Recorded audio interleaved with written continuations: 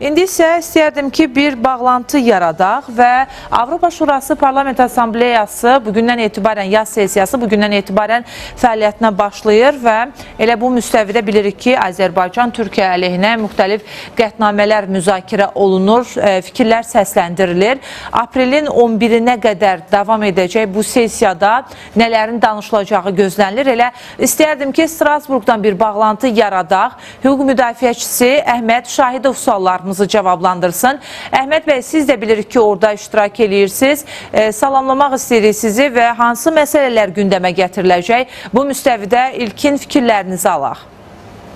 Salam, sabahınız xeyir olsun Çinarə xanım. Mən də ARB24 izləyicilərini Fransanın Strasburq şəhərindən salamlayıram. Bir neçə saatdan sonra burada Avropa Şurası Parlament Assambleyasının yaz sesiyası öz işinə başlayacaq və aprelin 11-nə qədər davam edəcək və bugün elan olunmuş rəsmi gündəlikdə əsas müzakirə olunan məsələlər Türkiyədə davam edən etiraz aksiyaları, İstanbul Şəhər Bələdiyyəsinin rəhbəri Əkrəm İmamoğlu'nun həbsi və bununla bağlı Türkiyə əleyhinə çıxışlar, tənqidi çağırışlar ediləcək. Daha sonra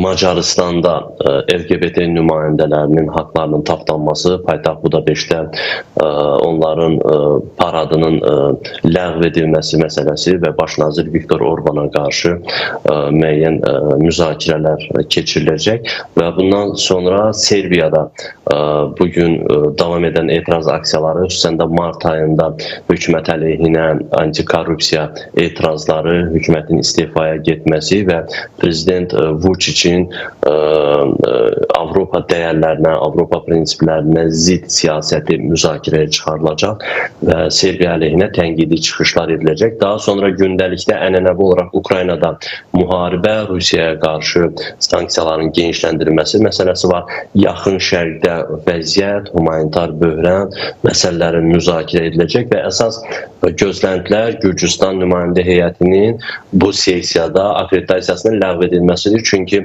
hələ ötən ilin parlament seçkilərinin nəticələrini tanımayan Avropa Şurası Parlament Assambleyası yanvar ayında qış sesiyası zamanı 3 aylıq vaxt vermişdi Gürcüstana yeni seçkilərin keçirilməsi ilə bağlı. Gürcüstan nümayəndə heyəti hələ yanvar ayında buna etiraz olaraq Aşbadan uzaqlaşdıqlarını elan eləmişdi və bugün həmin 3 aylıq vaxt bitir. Görünən odur ki, Gürcüstanda yeni seçkilər keçirilməyib və buna cavab olaraq Gürcüstanın da akreditasiyasının ləğv ediləcəyi, nümayəndə heyətinin akreditasiyasının ləğv ediləcəyi gözlənilir. Və burada Azərbaycan əleyhinə də çıxışlar gözlənilir. Çünki bir ildən artıqdır ki, Azərbaycan nümayəndə heyəti Aşbada təmsil olunmur və bunu fürsət bilən Ermənistan nümayəndə heyəti, xüsusən də Fransanın, Almaniyanın təhriki ilə Azərbaycan əleyhinə çıxışlar edirlər, çağırışlar edirlər, qətnamələr qəbul olmasına çalışırlar və bir şey də qeyd eləmək istəyirəm ki, bir neçə gün bundan öncə Almaniya prezidentinin Azərbaycana rəsmi səfəri zamanı Almaniya dövlət televiziyasında Fransanın, xüsusən də Fransadakı erməni lobbisinin dəstəyi ilə tələm-tələsik hazırlanmış o bir tərəfli sənədli film əslində yaz sesiyasında bir hazırlıq idi.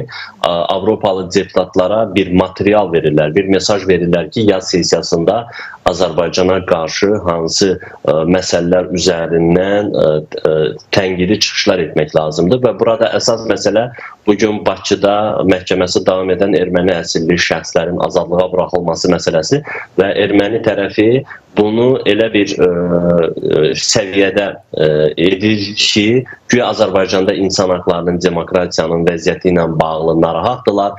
Təkcə erməni əsilli şəxsləri deyil, Azərbaycanda müxtəlif səbəblərlə həbs olunan jurnalistlər, vətəndaş cəmiyyətinin nümayəndələrini də həmin qrupa daxil edərək, ümumiləşdirərək Azərbaycana qarşı çıxışlar edirlər və erməni əsilli şəxsləri siyasi məhbus, vicdan məhbusu kimi təqdim eləməyə çalışırlar. Onların azadlığa buraxılması ilə bağlı rəsmi Bakıya, Azərbaycan dövlətinə təzyiqlər edilməsi, Azərbaycana qarşı sanksiyalar tətbiq edilməsinə çalışırlar. Burada da Avropa institutlarının, elə Aşbanın özünün ikili standartlarını özünü göstərir. Çünki xüsusən də Brüsselə qarşı, Fransaya, Avropanın əsas siyasi mərkəzlərinə qarşı təpki göstərən, Avropadan gələn şərtlərə razı olmayan müəyyən ölkələr var. Azərbaycan, Türkiyə bu ölkələrə qarşı sərt çağırışlar edilir və Avropa daxilində də Serbiyadır, Macaristandır ki, zaman-zaman Brüsselə qarşı çıxışlar edirlər.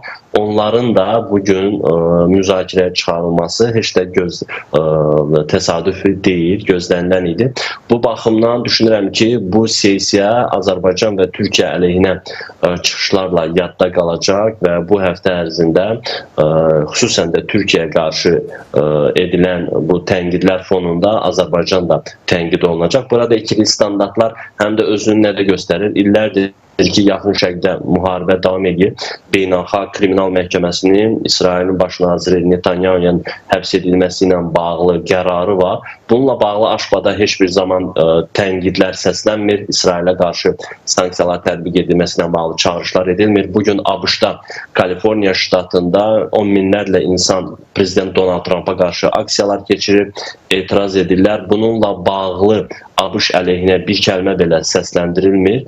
Amma Azərbaycan kimi, Türkiyə kimi və ya Avropa daxilində Macaristan, Serbiya kimi ölkələr var ki, Avropa siyasətinə qarşı çıxırlar. Həmin ölkələr ciddi şəkildə gündəliyə salınır. Həmin ölkələrlə bağlı müzakirələr, tənqidlər səslənir. Əhməd bəy, minnətdarlığımızı bildiririk sizə. İlkin informasiyaları diqqətimizə çatdırdığınız üçün. Bəli, Avropa Şurası Parlament Assambleyası bugündən işinə başlayacaq. Bir neçə saat sonra artıq yaz sessiyasına start veriləcək. Bu müstəvidə danışdıq.